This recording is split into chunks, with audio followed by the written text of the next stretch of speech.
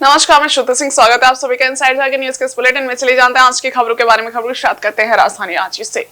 श्रम एवं रोजगार तथा युवा कार्यक्रम एवं खेल मंत्री मनसुख मांडविया ने रांची के नामकुम स्थित ESIC अस्पताल का उद्घाटन किया। लगभग 100 करोड़ की लागत से बने इस अस्पताल में स्वास्थ्य सुविधाओं से जुड़ी तमाम आधुनिक सुविधाएं उपलब्ध कराई गई हैं। वहीं आने वाले दिनों में इस अस्पताल में मेडिकल कॉलेज भी शुरू करने की योजना है। वहीं कार्यक्रम के दौरान ESIC के बीमित कर्मचारी की मृत्यु और अपंगता के बाद उनके परिजनों को हित लाभ दिया गया। इसके अलावा लाभुकों के सुरक्षित मातृत्व लाभ भी हितधारकों को दिया गया। मौके पर उन श्रमिकों को भी सांकेतिक रूप से सम्मानित किया गया जिन्होंने अस्पताल के भवन निर्माण में अपनी भूमिका निभाई है। समारोह को संबोधित करते हुए केंद्रीय श्रम एवं रोजगार तथा युवा कार्यक्रम एवं खेल मंत्री मनसुख मांडविया ने कहा कि देश में स्वास्थ्य सुविधा हमारी सरकार के लिए व्यवसाय नहीं बल्कि सेवा है। ये अस्पताल सेवा का मंदिर है जो हमारे देश के श्रमिकों के लिए बनाया गया है। उन्होंने कहा कि हमारी सरकार सत्यमेव जयते के सिद्धांत पर चलती है। बाद में पत्रकारों से बातचीत में केंद्रीय मंत्री ने कहा कि देश भर में 165 अस्पताल और 1500 से अधिक डिस्पेंसरी चलाई जा रही है। आज रांची में ESIC की 220 बेड वाले अस्पताल का उद्घाटन किया गया है। अगले साल 50 सीट वाले मेडिकल कॉलेज भी शुरू किया जाएगा। खास बात यह होगा कि इस मेडिकल कॉलेज में 40% सीट श्रमिक परिवारों के बच्चों के लिए आरक्षित होगा।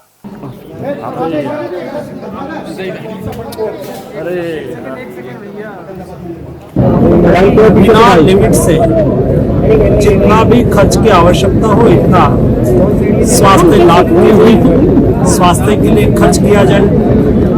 उस उद्देश्य से देश में 165 हॉस्पिटल है और ESIC के द्वारा 1500 से अधिक डिस्पेंसरी चलाई जाती है।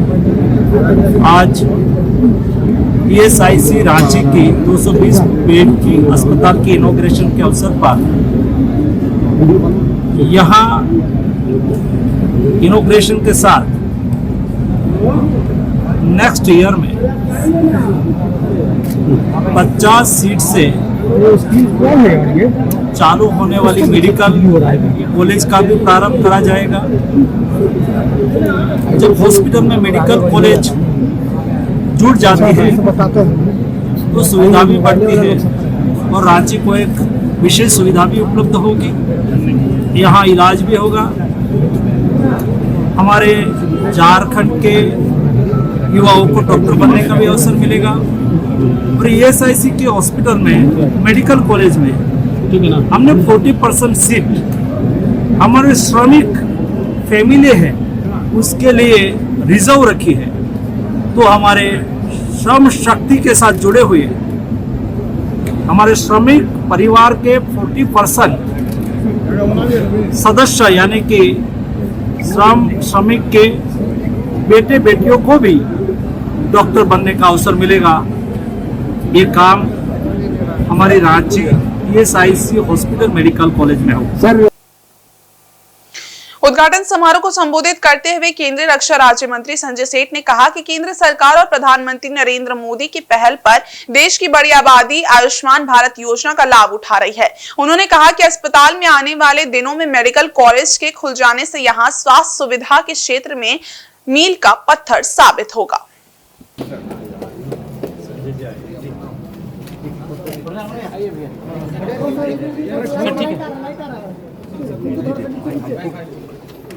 थोड़ा सा जगह दीजिएगा।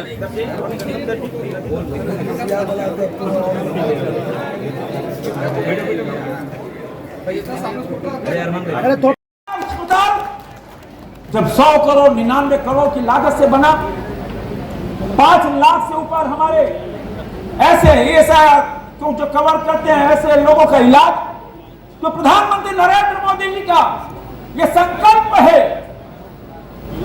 कि जो निरोग है, जो जिनको रोगग्रस्त है, कोई दुनिया में निरोग नहीं आया। जब घर में बीमारी आती है, खेत खलियान बिक जाता है, मंगलसूत्र गिरवी रखना पड़ता है, बेटा बेटी की पढ़ाई छुड़वाना पड़ता है। मोदी ने कहा अब किसी बेटा बेटी की पढ़ाई नहीं छूटेगी, अब किसी मंगलसूत्र नहीं किसी बेटी का गिरवी रखा जाएगा। अब 5 लाख का आयुष्मान भारत, आयुष्मान कार्ड। और आज देखो, जहां गरीब किसान 5 लाख कमाने में जिंदगी घिस जाती है, चप्पल घिस जाती है, 5 लाख का बैंक बैलेंस नहीं होता है। आज करोड़ों लोग आयुष्मान कार्ड से अपना इलाज करा रहे हैं। और आज जब 220 बेड का यह अस्पताल हो गया है, हमारे जो कर्मचारी हैं जो ईएसआई में कवर करते हैं उनको सुविधा, तो मैं आज शुभकामना देते हुए कि जल्दी से जल्दी इस मेडिकल कॉलेज का भी स्थापना, मेडिकल कॉलेज का भी उद्घाटन हो जाए, ताकि इस क्षेत्र के अंदर स्वास्थ्य सेवा में एक लंबी लकीर खींचे। और लंबी लकीर खींचते हुए जो प्रधानमंत्री नरेंद्र मोदी जी का संकल्प है विकसित भारत का 2047, विकसित भारत का संकल्प क्या है? यह विकसित भारत का संकल्प भी यह एक कड़ी में जुड़ जाता है। और यहाँ के लोग जो पैरामेडिकल स्टाफ हैं, और सरायकेला खरसावां जिला के चांडिल थाना अंतर्गत कपाली ओपी क्षेत्र में बीते 15 अप्रैल को हुए युवक की हत्या के मामले का पुलिस ने उद्भेदन करते हुए 3 आरोपियों को गिरफ्तार कर लिया है। मृतक की पहचान मोहम्मद हुसैन पिता मोहम्मद सिराज निवासी अंसार नगर डेमडुब्बी के रूप में हुई थी। चांडिल अनुमंडल कार्यालय में आयोजित प्रेस कॉन्फ्रेंस में एसडीपीओ अरविंद कुमार बिन्हा ने जानकारी देते हुए बताया कि घटना 15 अप्रैल की दोपहर करीब 2:30 बजे की है। मृतक की पत्नी अरीबा परवीन के बयान पर कपाली ओपी में प्राथमिकी दर्ज की गई, जिसमें मोहम्मद सहबान, साजन और अफाक को नामजद आरोपी बनाया गया।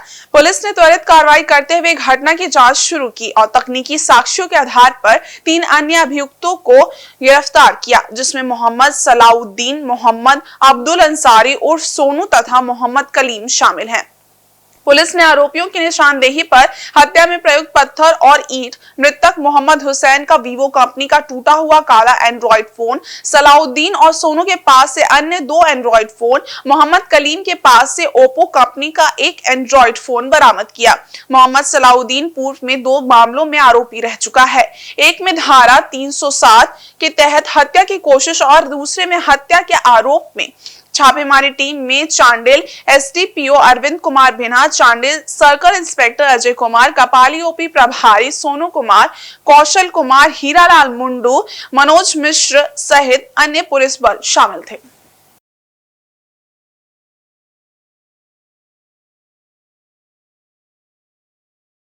हत्या का कारण था वो पता करने के लिए पुलिस अधीक्षक महोदय के द्वारा एक टीम का गठन किया जाता है, जिसमें स्वयं थाना प्रभारी नेतृत्व करते हैं और इसमें धरपकड़ में प्रयास करते हैं। उसी क्रम में इसमें 3 अभियुक्त की गिरफ्तारी होती है। एक मोहम्मद सलाउद्दीन, दूसरा आपका अब्दुल अंसारी और मोहम्मद कलीम, जो तीनों कपाली थाना क्षेत्र के रहने वाले हैं।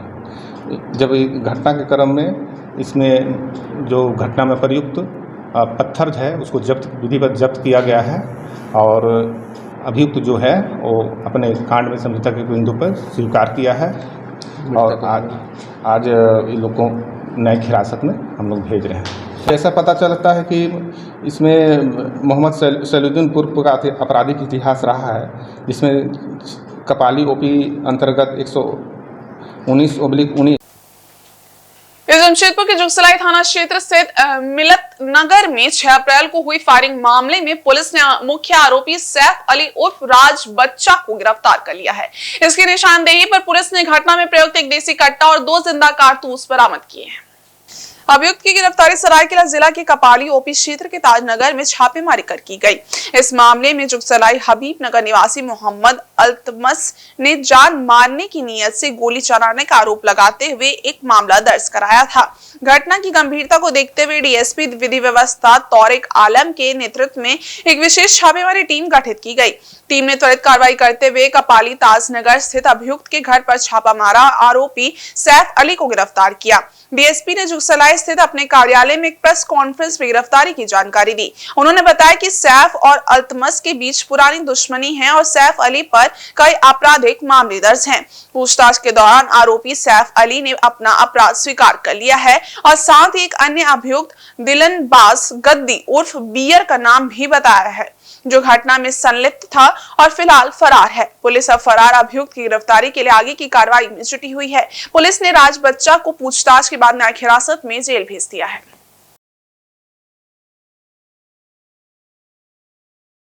6/4/2025 को जुगसराय थाना अंतर्गत मिलत नगर में एक फायरिंग की घटना हुई थी।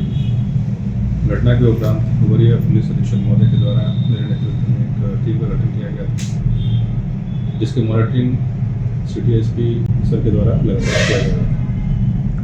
घटना के उपरांत गठित टीम द्वारा कार्रवाई करते हुए लगातार छापामारी की जा रही थी। ये जगह बदल बदल के भागा फिर रहा था।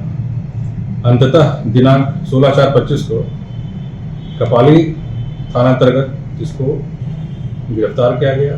गिरफ्तार करने के पश्चात जो है इन्होंने अपने कन्फेशनल स्टेटमेंट में बताया, अपने अपराध को स्वीकार किया और इनके पोजीशन से एक देसी कट्टा और एक जिंदा गोली बरामद किया गया। ये पूर्व में भी डिफरेंट क्राइम हेड्स में ये लगभग 8 केसेस इनके ऊपर दर्ज है। ये पहले भी जेल जा चुका था।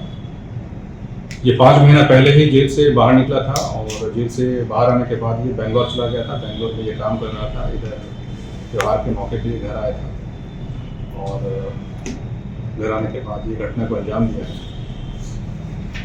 कारण जो सामने आया इन्वेस्टिगेशन में वो यह है कि जो आवेदक है मोहम्मद अल्तमश, ये हबीब नगर का रहने वाला है। इससे इसकी पुरानी दुश्मनी थी, जिसमें ये 2023 में इसके भाई को के ऊपर इसने फायरिंग की थी, जिसके बाद ये जेल गया था और लगभग 1.5 साल ये जेल में रहा भी। और जेल से छूटने के उपरांत इसने एक योजना बनाई इसके ऊपर हमला करने की और मौका पाकर इसने महतोपाड़ा रोड मिलत नगर में जब मोहम्मद अल्तमश अपने दोस्तों के साथ जा रहा था तो पीछे से इसने फायरिंग की, जिसमें एक और अज्ञात व्यक्ति का नाम आया। अज्ञात व्यक्ति का नाम हम लोगों ने FIR में दर्ज किया हुआ है, लेकिन इन्वेस्टिगेशन के बाद जो है जब सत्यापन हुआ तो पता चला कि इसका नाम दिलनवाज गद्दी उर्फ बियर है, जो कि अभी फरार चल रहा है। छापेमारी चल रही है और जल्द ही उसकी भी गिरफ्तारी की जाएगी।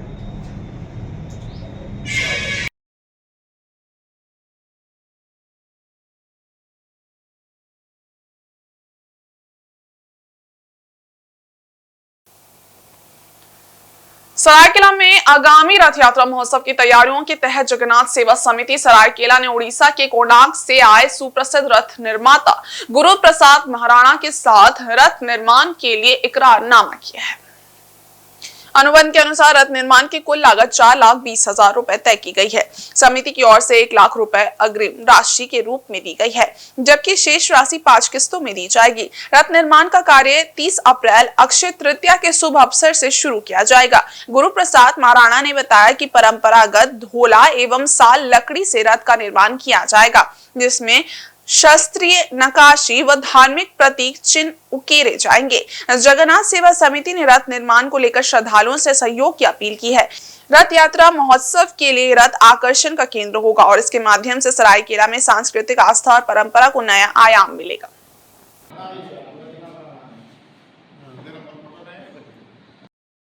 सरायकेला जगन्नाथ सेवा समिति द्वारा इस वर्ष नया रथ निर्माण का तैयारी किया गया है और आज हम लोग यहाँ पर रथ जो निर्माण करता है उड़ीसा से आए हुए हैं श्री गुरु प्रसाद महाराणा जी, उनके साथ आज हम लोग का एग्रीमेंट हो गया है और लगभग तैयारी पूरी हो गई है।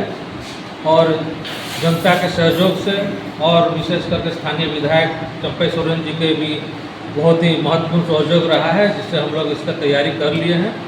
जो भी उसके लिए आवश्यक वस्तु जैसे लकड़ी, जो पुराना लकड़ी जरूरत होगा उसको हम लोग आज कटाई हो रहा है जमशेदपुर में।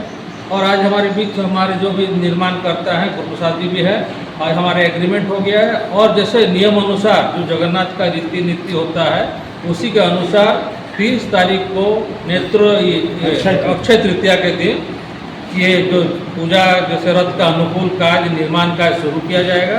उस दिन के लिए भी हम लोग बहुत काफ़ी भव्य कार्यक्रम रखा गया है। उस दिन राजा साहब सरायकेला प्रताप आदित्य जी भी रहेंगे, स्थानीय विधायक चंपई सोरेन जी भी रहेंगे और यहाँ सरायकेला के तमाम जगन्नाथ प्रेमी, जगन्नाथ जो भी भक्तगण सब वहाँ उपस्थित रहेंगे। एक भव्य कार्यक्रम के तहत हम लोग इसको शुरुआत करेंगे। यहाँ जो चीज प्रशिक्षित मांग रहा है यहाँ पे लोगों का कि एक नया रथ निर्माण हो, आज जो भी एक दूर संकल्पित होकर जगन्नाथ सेवा समिति द्वारा इस पर हम लोग प्रयास किए और सभी का सहयोग, पब्लिक के यहाँ के जनता का सहयोग, सभी जो भी जगन्नाथ सेवा समिति है, सभी के सहयोग से आज हम लोग इस कार्य को लगभग धरातल पर ले आए और मुझे उम्मीद है निश्चित रूप से इस कार्यक्रम में हम रथ को इसके बाद तैयार कर लेंगे। जगन्नाथ जी का कृपा भी, असीम कृपा यहाँ के जो सरायकेला वासियों पर बना रहे और हम लोग इसका तैयारी भव्य रूप से करेंगे। नेत्रोत्सव को इसका रथ का बाकी कार्य पूरा हो जाएगा, 40 दिन का अंतराल में कार्य पूरा हो जाएगा और इस बार भव्य रथ यात्रा सरायकेला निकालने का तैयारी है और जनताओं के भरपूर सहयोग भी मिल रहा है। यहाँ के जगन्नाथ भक्तों का सरायकेला जो आसपास क्षेत्र है, उड़ीसा बंगाल से भी सटा हुआ है सरायकेला क्षेत्र है, सभी से हम लोग का समर्थन मिल रहा है और मुझे आशा है आप मीडिया बंधु भी हैं, आप लोग भी काफ़ी व्यवस्थित ढंग से इसको जो भी हमारे रथ निर्माण कार्य है इसका जो भी इलेक्ट्रॉनिक्स मीडिया, प्रिंट मीडिया के माध्यम से जनता को बीच लाने का काम कर रहे हैं, इसलिए आप लोग धन्यवाद के पात्र हैं। पोटका के संक्रदा के पूर्व जिला परिषद करुणामय मंडल पिछले 30 वर्षों से अब तक 3000 दिव्यांगों को सदर अस्पताल जमशेदपुर ले जाकर उनकी दिव्यांगता की जांच, प्रमाण पत्र घर पहुंचाने तथा पेंशन स्वीकृत तक निःशुल्क उनकी सेवा में लगातार लगे रहे, जिसके फलस्वरूप अब तक उन्होंने पोटका, पटमदा, डुमरिया, घाटशिला, मुसापनी आदि जगहों के दिव्यांगों को उनका अधिकार, उनका सम्मान देने का कार्य किया, जिसके फलस्वरूप 3000 दिव्यांगों को पेंशन स्वीकृत हो पाया है। इसके अलावा आवास, ट्राईसाइकिल, व्हीलचेयर, बैसाखी एवं कस्तूरबा में नामांकन आदि योजनाओं में भी उन्हें लाभ पहुंचाने का काम उन्होंने किया। अपने शब्दों में करुणामय मंडल ने कहा कि मैं उनका दर्द सुनता हूं, जिन्हें कोई पूछता नहीं है, मैं उनसे गले लगता हूं, जिन्हें कोई छूता नहीं है। ये वाक्य दिव्यांगों को उनके सम्मान, उनके हक की लड़ाई के लिए लगातार अपने जीवन को समर्पित कर चुके हैं। उन्होंने कहा कि अपने आसपास के दिव्यांगों के दर्द व्यथा को देखकर उनकी सेवा करने का मन बनाया, जिसके फलस्वरूप ये लगातार उनकी सेवा में लगी रहे। बाद में चलकर इन्होंने अपने माता पिता के नाम पर नीलदीप निशक्त सेवा अभियान के नाम से शुरुआत की और आज ये अपना पूरा जीवन दिव्यांगों एवं वृद्ध के लिए समर्पित कर चुके हैं। इस अभियान को उनकी पत्नी पूर्व जिला परिषद प्रतिमा रानी मंडल एवं भाई चैन मंडल का बहुत बड़ा योगदान रहा है। उन्होंने कहा कि अब मैंने संकल्प लिया है कि महीने के 5 एवं 15 तारीख को सदर अस्पताल में शिविर के माध्यम से जिले के इधर उधर से आने वाले सभी दिव्यांगों के फॉर्म को भरकर उन्हें सहयोग प्रदान करूंगा। कहते हैं कि यदि आप किसी कार्य को निस्वार्थ और समर्पण भावना के साथ करते हैं तो भगवान के साथ साथ समाज के लोग भी सुनते हैं। इसी सेवा भावना को लेकर लोगों एवं दिव्यांगों का आशीर्वाद प्राप्त हुआ और इन्हें उनके कार्यों का परिणाम जिला परिषद के रूप में वापस मिला। 2010 में करुणामय मंडल जिला परिषद के रूप में चुनकर आए। इसके बाद 2015 में पत्नी प्रतिमा रानी मंडल भी जिला परिषद चुनकर आई। 2 बार लगातार लोगों का प्यार मिला। हमको सहयोग किया करुणामय मंडल जी ने।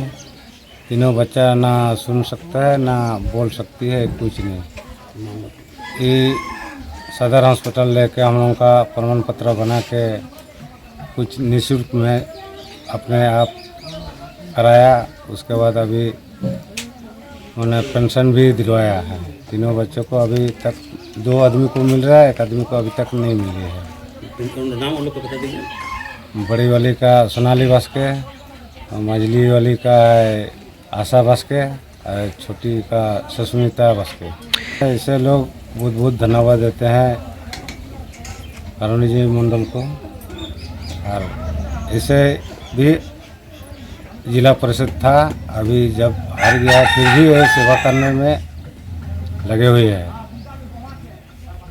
वहीं अमीन बास्के ने कहा कि करुणामय मंडल को भगवान की तरह मानते हैं। उन्होंने कहा कि उनकी 3 बेटियां मुख बधिर हैं, ना सुन सकती हैं ना बोल सकती हैं। तीनों का दिवंगत जांच कराकर उनका पेंशन स्वीकृत करने एवं निःशुल्क सेवा में करुणा जी का बहुत बड़ा योगदान है। वहीं राधा वल्लभ मंडल ने कहा कि दिव्यांगों को कोई पूछता नहीं है, मगर करुणामय मंडल ने हम सबों को सरकारी योजना से जोड़कर हक दिलाने का काम किया। उनकी ये सेवा हम सबों के लिए कहीं न कहीं पुण्य का कार्य करने के फलस्वरूप मिला है।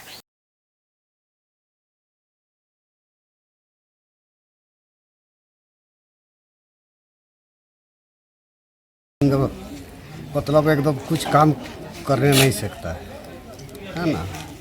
जो कोरोना बाबू हम लोग को सर्टिफिकेट बना दिया, जब हम लोग को महीने में पैसा मिल गया। हम लोग का दवाई का पैसा लगता है। क्या है? कोरोना बाबू पहले से भी ऐसा ही सब आदमी का मतलब सेवा करता है। पहले जिला परिषद था तभी से करता था, अभी भी कर रहा है। जमशेदपुर में भारतीय जनता पार्टी युवा मोर्चा द्वारा साक्षी भाजपा जिला कार्यालय से जुबली पार्क गोल चक्कर तक पैदल मार्च करते हुए कांग्रेस पार्टी के पूर्व राष्ट्रीय अध्यक्ष सोनिया गांधी और राहुल गांधी का पुतला दहन किया गया।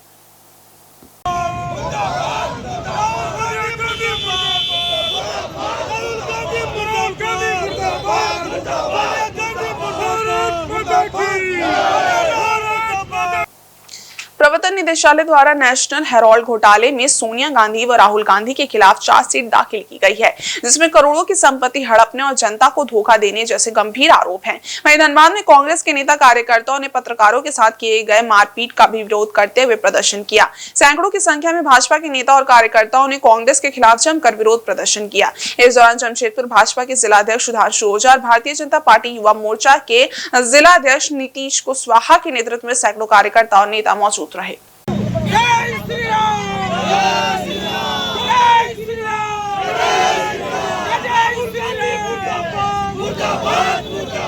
राहुल गांधी मुर्दाबाद, मुर्दाबाद, मुर्दाबाद। सोनिया गांधी मुर्दाबाद, मुर्दाबाद, मुर्दाबाद। राहुल गांधी मुर्दाबाद, राहुल गांधी मुर्दाबाद, राहुल गांधी मुर्दाबाद, मुर्दाबाद, मुर्दाबाद।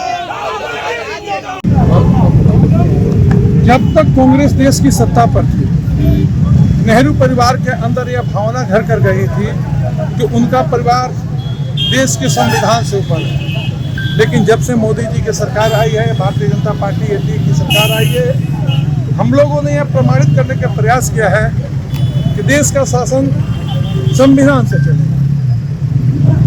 कांग्रेस के शासनकाल में ही भ्रष्टाचार के केस को पकड़ने के लिए ईडी का गठन किया गया और भारत के स्वतंत्रता सेनानियों के पैसे से, उनके खून से जो मैगजीन कांग्रेस ने निकाला था उसको नेशनल हेराल्ड बनाते हुए और बहुत बड़ा घोटाला करके उसको निजी संपत्ति ले ली है।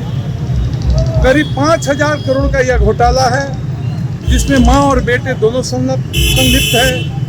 इनके अलावा 2 और पदाधिकारी जो विशेष रूप से थे, जो शेयर होल्डर थे नेशनल हेराल्ड के, क्योंकि वो अब इस दुनिया में नहीं रहे इसलिए उनका नाम लेना उचित नहीं है, लेकिन मुख्य रूप से वो इनके केवल प्यादे थे और माँ बेटा का ये बहुत बड़ा साजिश था नेशनल हेराल्ड के नाम पर, जो 5,000 करोड़ रुपया का भ्रष्टाचार था। इसमें ईडी ने अपना चार्जशीट कोर्ट में सबमिट कर दिया है और उस सबमिट करने के बाद सड़क पर अपने नौटंकी करने के लिए कांग्रेस जहाँ तहाँ घूमना प्रारंभ की है। प्रेस के छायाकारों को भी देखे पिछले दिन धनबाद में दौड़ा का मारा था। यह उनके अलोकतांत्रिक कार्यों के विरोध भारतीय जनता पार्टी सत्ता का संघर्ष सड़क से लेके संसद तक करेगी, यह प्रमाणित करने के लिए कि भ्रष्टाचार में जीरो टॉलरेंस होगा। इस अभियान का भारतीय जनता पार्टी आज सोनिया और उनके बेटे राहुल दोनों का पुतला जलाया है और प्रमाणित करने का हम प्रयास कर रहे हैं कि देश में संविधान का राज रहेगा, देश कानून से चलेगा। भारत माता की जय। और इस बुलेटिन में बस इतना ही। ब्रेक के इस बारे कुछ और खास खबरें, तब तक के लिए देखते रहिए इनसाइड झारखंड न्यूज। धन्यवाद।